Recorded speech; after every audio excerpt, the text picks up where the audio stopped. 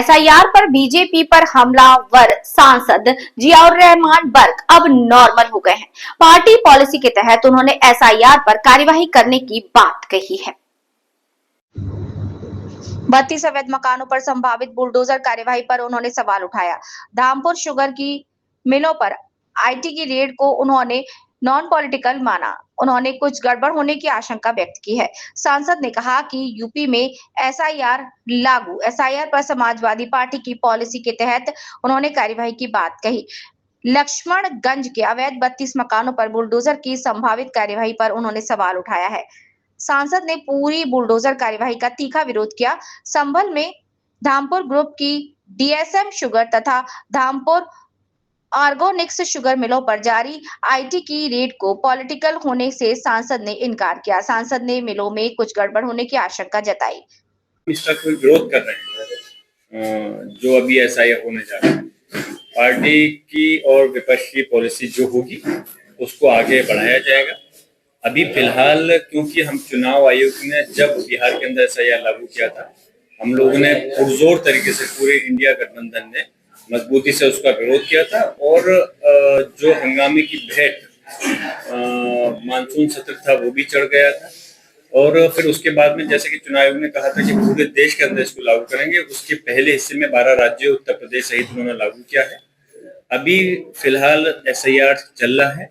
आगे क्या इस पर कदम उठाना है ये हमारे समाजवादी पार्टी के हमारे लीडर माननीय अखिलेश यादव जी और इंडिया गठबंधन के जो लीडर हैं वो मिलकर करके तय करेंगे कि जो भी चीज तय की जाएगी, जो भी गाइडलाइन बनेगी उसी के तहत आगे को काम किया जाएगा। सर, संगोसी में 32 आवासों पर बुलडोजर चलेगा, सबने तैयारी कर ली है, क्या कहें?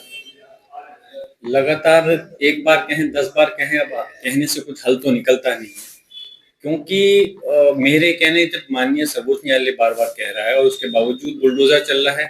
तो अब इस पे क्या ही मैं कहूँ, बस मैं इतना ही कहूँगा कि बुलडोजर की जगह रास्ता वो अपनाना चाहिए। एक तो बुलडोजर चलाने की स्थिति आई क्यों रही है, पहले इसका कारण देखें, और अगर कहीं कोई चीज इलीगल बनी है या किसी चीज में कोई कमी है तो उसको कम से कम और उस व्यक्ति को इतना वो देना चाहिए, समय देना चाहिए कि वो न्यायपालिका में जाकर के सही चीज उसको साबित कर सके। अगर ठीक है तो न्यायपालिका फैसला करे कि आने वाले समय के अंदर उसका क्या करना है।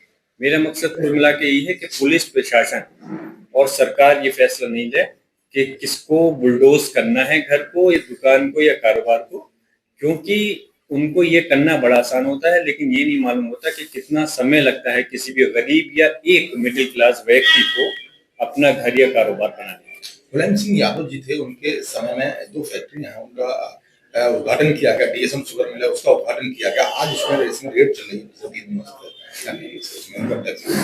अब देखिए वो उद्घाटन माननीय नेता मुलायम यादव जी ने किया था, इसमें कुछ बुरा नहीं है, लेकिन अब अगर रेट डाली गई है तो वो अब उनकी एक पार्ट का हिस्सा हो सकता है।